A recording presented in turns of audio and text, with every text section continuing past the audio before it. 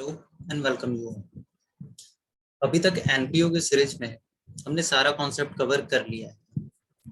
Resident payment, income expenditure, then income expenditure में आने वाले हर आइटम को एक्सपेंडिचर्स, देन इनकम से रिलेटेड हर आइटम को। तो ये सारा कुछ अपना कवर अप हो चुका है। अभी एक सबसे इंपॉर्टेंट चीज हम लोगों को देखना है, वो है फंड बेस्ड अकाउंटिंग। ये सबसे लास्ट टॉपिक होगा इंपॉर्टेंट वाइज इस चैप्टर का। आफ्टर दैट एक कंप्लीट क्वेश्चंस आना शुरू होगा, जहां पे आपको प्रिपेयर करना होगा इनकम एक्सपेंडिचर और resident payment, either of two, and balance sheet along with that. तो फंड बेस्ड अकाउंटिंग होता क्या है, इस पे फोकस करते हैं। फंड, जो वर्ड फंड है ये खुद स्पेसिफाई करता है। फंड का मतलब होता है sum money which are held for any specific purpose। अगर कुछ स्पेसिफिक पर्पज है तो फंड बोलेंगे उसको। नॉर्मली हम लोग भी बहुत सारा fund day to day life में मेंटेन करते हैं। फॉर एग्जांपल, आपको एक बाइक परचेज करना हो तो आप उसके लिए कुछ पैसा स्पेशली जमा करके रख रहे होंगे, सेव करके रख रहे होंगे, and that money will be for a specific purpose to buy that bike. तो उसको हम लोग फंड बोलेंगे, बाइक फंड।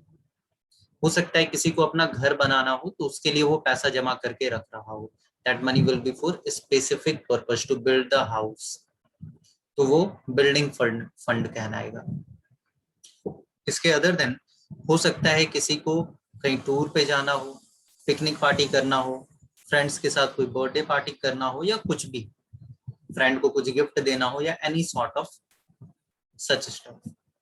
तो उस सिचुएशन में भी वो पैसा जमा करेगा, वो भी एक स्पेसिफिक पर्पस से ही जमा हो रहा है, वो भी फंड कहलाएगा। बट अंतर क्या है पहले के दो एग्जांपल में और अभी के दो एग्जांपल में? अंतर है क्या? जहां पहले का दो एग्जांपल बोले कि you were saving money to buy a bike और you were saving money to build a house, यहाँ पे जिस दिन आप अपना पैसा खर्च करेंगे you will get back something, either you will get back bike or a house, कुछ material thing तो आपको जरूर से जरूर मिलेगा। एसेट बोल सकते हैं, आपकी पैसा तो खर्च होगा नो डाउट, बट एसेट जरूर मिलेगा। But where you were saving your money for any sort of party, any sort of event, वहां पे क्या होगा, आपके पॉकेट से पैसा जाएगा तो, बट बदले में कोई एसेट नहीं मिलने वाला है। Picnic party, birthday party etcetera, practical example. तो यहाँ पे बदले में कुछ पैसा आपको लौट के मिलेगा नहीं, पैसा बस खर्च होगा। वो भी फंड है, फंड दोनों का दो, चाहे बदले में एसेट मिले या नहीं मिले, फंड तो दोनों का दो।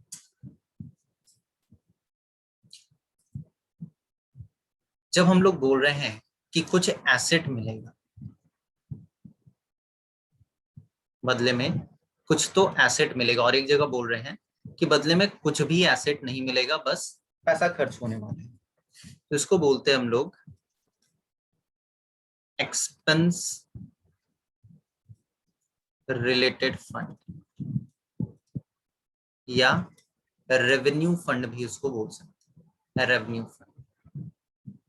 और जहां पे हम लोग बोलते हैं कि किसी एक पर्टिकुलर पर्पस से रिलेट करके फंड है, जहां पे बदले में कोई एसेट भी मिलेगा, तो इसको हम लोग बोलते हैं एसेट रिलेटेड फंड,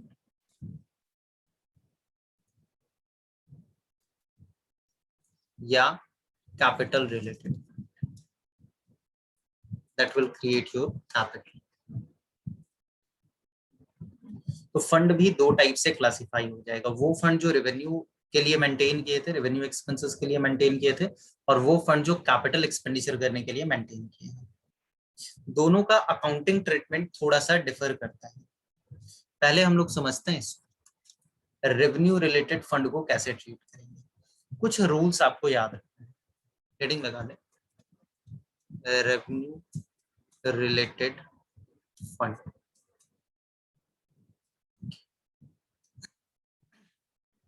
कुछ इंपॉर्टेंट रूल जो आपको याद रखना है। पहला rule, funds are always kept for specific purpose। Funds जो होता है वो ऑलवेज किसी ना किसी स्पेसिफिक पर्पज के लिए ही रखा जाता है, अदरवाइज उसको फंड नहीं बोलेंगे। कोई स्पेसिफिक पर्पज नहीं है। पैसा जमा है तो जनरल रिजर्व भी तो पैसा जमा होता है, कैपिटल में भी तो पैसा होता है, but that money is not for any specific purpose, कहीं पे भी यूटिलाइज किया जा सकता है। तो नॉर्मली जब हम लोग फंड बोलते हैं that will represent a specified purpose for which the money is kept. और सेकंड, जब वर्ड फंड लग जाए ना तो उसको हम लोग हमेशा कैपिटल मान के चलते हैं, कैपिटल नेचर का एज्यूम करके चलते हैं। तो अगर आपको कहीं से पैसा मिला, यहाँ पे तो हम लोग खुद से पैसा जमा कर रहे थे क्योंकि you had to purchase a bike, लेकिन जब एनपीओ के कंसर्न में सोचेंगे तो एनपीओ को कहीं ना कहीं से पैसा मिलेगा। And if that money received is for buying a building, for constructing a building, for buying a car, या any furniture any sort of that, कुछ भी परचेज करने के लिए मिला हो, तो उसको फिर उसका नाम, स्पेसिफाइड पर्पज का नाम बगल में फंड लगा देंगे। बिल्डिंग फंड, टूर्नामेंट करवाने के लिए फंड, या कोई ऑडिटोरियम बनाने के लिए फंड। तो ये सारा कुछ फंड होगा, और इसको हमेशा कैपिटल नेचर ही एज्यूम, कैपिटल नेचर। हेंस हम लोग इसको कैपिटल नेचर एज्यूम किए हैं, दैट मीन ये कभी भी इनकम एक्सपेंडिचर पे नहीं जा सकता है। रदर कभी भी बोलना थोड़ा सा गलत होगा, क्योंकि आगे हम लोग केसेस देखेंगे जहां पे ये इनकम एक्सपेंडिचर पे जा सकेगा। प्रैक्टिकली ये कैपिटल नेचर होने के कारण इसको जाना है बैलेंस शीट। तो कैपिटल नेचर होने के कारण ये जाएगा बैलेंस शीट पे, नॉट इन इनकम एक्सपेंडिचर। याद हो बिल्कुल पहला एनपीओ का जो क्लास था जहां पे रिसिप्ट एंड पेमेंट अकाउंट के बारे में डिस्कस किए थे, वहां बताए थे रिसिप्ट्स एंड पेमेंट्स ये दो टाइप का होता है, दो कैटेगरी का होता है। Capital receipt, capital payment, revenue receipt, revenue payment. Revenue receipt and revenue payment ये इनकम एक्सपेंडिचर का पोर्शन होता है। Capital receipt and capital payment are the part of balance sheet. तो कैपिटल नेचर होने के कारण ये बैलेंस शीट पे इफेक्ट जाएगा। जिस दिन आपको ऐसा फंड मिला, at the time of receiving such fund, we will put that fund in the liability side, in the liability side of the balance sheet. For example, if your receipt and payment is showing building fund, the receipt for ₹10 lakh, we cannot put it in income and expenditure. Can never put it in income and expenditure account by plotting building fund ₹10 lakh. This will be a wrong treatment. We will have to put it in balance sheet. And where in the balance sheet? Since we have received the fund, the money is incoming, cash plus होगा, तो बदले में to balance the balance sheet, we will have to put it in liability side, building fund.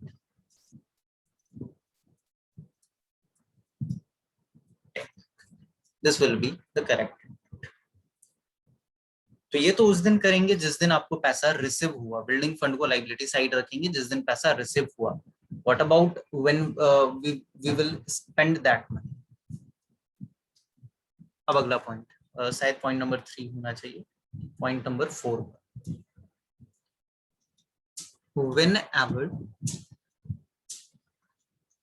we spend such money,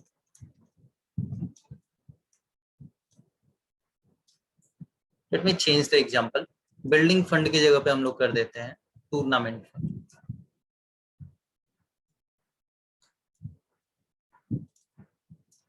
tournament fund चूंकि revenue related अपने को दिखा, tournament fund, tournament. तो जब हम लोग टूर्नामेंट के ऊपर खर्च करेंगे, फंड क्यों मिला था? ताकि कुछ टूर्नामेंट ऑर्गेनाइज करो। तो जिस दिन हम लोग टूर्नामेंट के ऊपर खर्च करेंगे उस दिन अपने पॉकेट से पैसा जाना है और वो क्रिएट करेगा expenses. Let's say we are spending ₹6 lakh on tournament, for organizing a tournament. जिस दिन पैसा मिला था क्या इनकम एक्सपेंडिचर पे लिखे थे? नहीं। तो जिस दिन पैसा जाएगा उस दिन भी इनकम एक्सपेंडिचर पे नहीं लिखेंगे। We won't put this expense in income and expenditure account. जब इनकम जब पैसा आया था तो इनकम एक्सपेंडिचर नहीं गया, तो फिर पैसा जाएगा उस वक्त भी इनकम एक्सपेंडिचर हम लोग नहीं लिखेंगे। मतलब हम लोग ऐसा नहीं कर सकते कि टू साइड पे लिख दे to tournament expenses ₹6 lakh in the income expenditure. This will be a wrong treatment. तो अपने को करना क्या है? सच expense should be adjusted with that fund। उसका जो रिलेटेड फंड था ना उसी के साथ एडजस्ट करेंगे। कैसे एडजस्ट करेंगे उसमें? बैलेंस शीट में क्या था अपना? टूर्नामेंट फंड था। बैलेंस शीट में टूर्नामेंट फंड था, हम लोग लिखे थे यहाँ पे टूर्नामेंट फंड 10 लाख रुपीस का। वहां से लेस करेंगे एक्सपेंसेस 6 लाख रुपीस, बाहर अमाउंट निकलेगा 4 लाख रुपीस। बचा हुआ अभी और टूर्नामेंट ऑर्गेनाइज किया जा सकता है। अच्छा, what if in place of spending 6 lakh we spend 10 lakh? जहां पे हम लोग 6 लाख का खर्च किए थे वहां 6 की जगह 10 लाख खर्चा करें तो क्या होगा? तो भी कोई दिक्कत नहीं है ना। इनकम एक्सपेंडिचर पे तो जाना ही नहीं।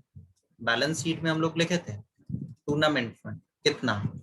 10 लाख।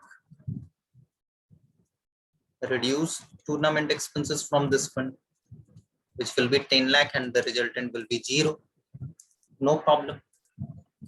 But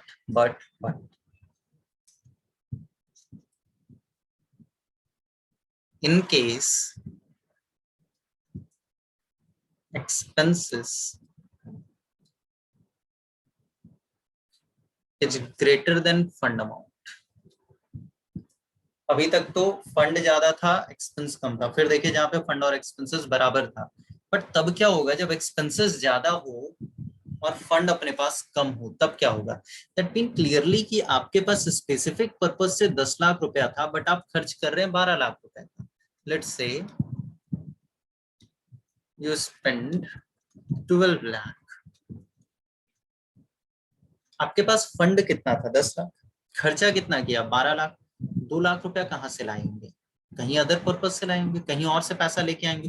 क्या वो 2 लाख रुपया जो लेके आए हैं वो किसी स्पेसिफिक पर्पज से रखा हुआ था? नहीं, वो एक जनरल पर्पज से पैसा पड़ा हुआ था जहां से आप 2 लाख रुपया यूज कर रहे हैं, स्पेसिफिक पर्पज पे नहीं था। और जब जनरल पर्पज से पड़ा हुआ था वहां से पैसा यूज कर रहे हैं तो that will affect your income and expenditure. जब स्पेसिफाइड पर्पज से है तो दिक्कत नहीं है, इनकम एक्सपेंडिचर पे इफेक्ट जाएगा ही नहीं। जितना पैसा फंड में है वहीं से एडजस्ट होते चलो। बट जहां फंड खत्म हुआ and over and above that कुछ खर्च कर रहे हैं हम लोग, फंड से ज्यादा खर्च कर रहे हैं, तो फिर जो डिफरेंस अमाउंट होगा वो हम लोग कहाँ से लाएंगे? वो तो किसी जनरल पर्पज पैसा से निकाल के लाए होंगे। तो that excess amount will always effect income and expenditure. In this case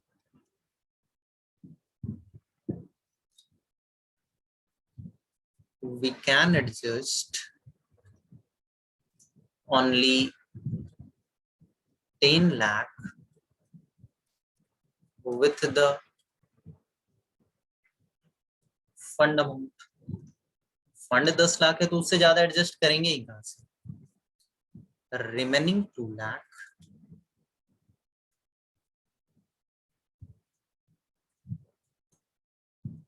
will be expense in income and expenditure account. बचा हुआ 2 लाख इनकम एक्सपेंडिचर का खर्चा, ऐसे रिप्रेजेंट करेंगे। ये यहाँ पे बैलेंस शीट में टूर्नामेंट फंड था 10 लाख का, खर्चा 12 लाख हुआ है, बट हम लोग यहाँ पे 10 लाख ही घटा सकते हैं, नहीं घटा सकते उससे ज्यादा। ये चला गया अपना। बचा हुआ जो 2 लाख है वो इनकम एक्सपेंडिचर का, income and expenditure account to tournament expense 2 lakh balance. अच्छा, rather we can also adjust it from the capital account directly. क्यों कर सकते हैं ऐसा? क्योंकि टूर्नामेंट एक्सपेंस जब हम लोग इनकम एक्सपेंडिचर में पुट किए तो that will represent in deficit, and deficit और surplus whatever the case will always be adjusted with the capital amount. तो हम लोग एडजस्ट कर सकते हैं और we can represent it as follow.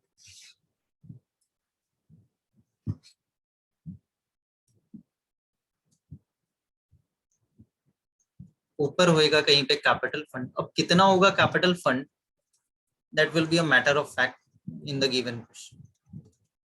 Tournament fund 10 lakh का, we can reduce expenses up to 10 lakh only. The remaining 2 lakh will be adjusted from the capital account.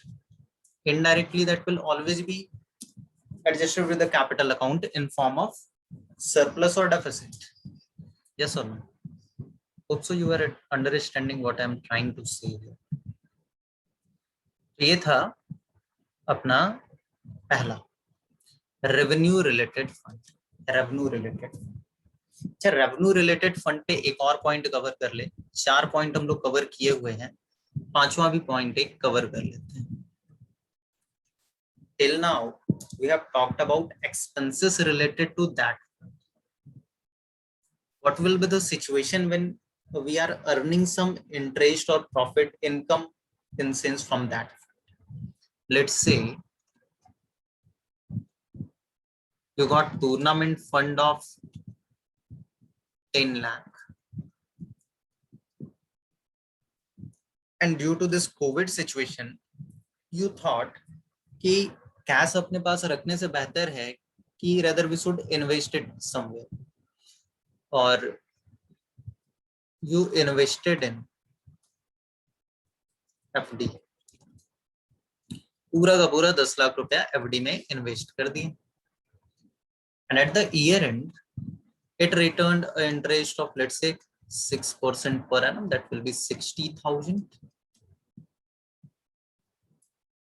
So what will be the treatment of this 60,000?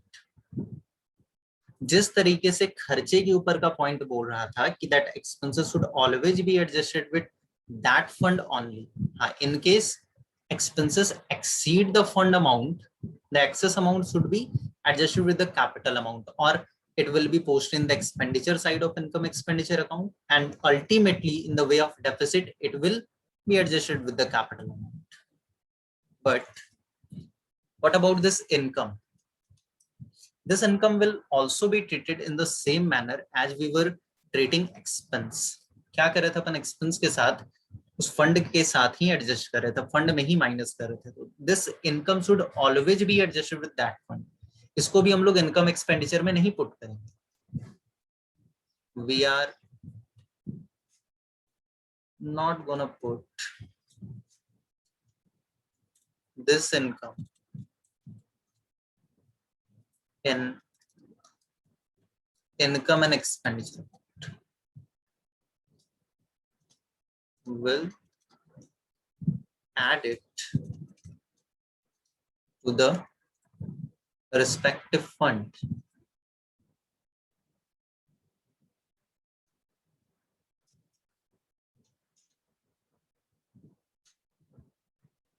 तो इसका presentation कैसे करेंगे हम लोग?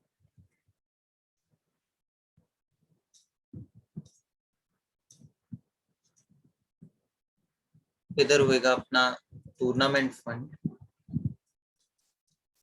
3 लाख का, इधर tournament fund investment कर दिए थे तो एसेट क्रिएट हुआ होगा 10 लाख, और बदले में 60,000 का इंटरेस्ट मिला है तो वो यहाँ पे प्लस इंटरेस्ट। ये हमेशा यहीं पे ऐड, चाहे कोई भी फंड हो। हम लोग कैपिटल रिलेटेड फंड भी देख रहे होंगे ना, तो वहां पे भी ऐसा ही ट्रीटमेंट होता है। इनकम होगा तो उसी फंड में ऐड करो, एक्सपेंडिचर होगा तो उसी फंड से रिड्यूस करो, दोनों करो। इनकम एक्सपेंडिचर में पुट नहीं करना। इनकम एक्सपेंडिचर में बस एक ही सिचुएशन में पुट जाएगा जब एक्सपेंडिचर जो होगा वो एक्सीड कर जाएगा tournament fund including all related income. ये था revenue related fund. Next video में हम लोग बात करेंगे कैपिटल रिलेटेड फंड का। Hope so you understand what I was trying to say.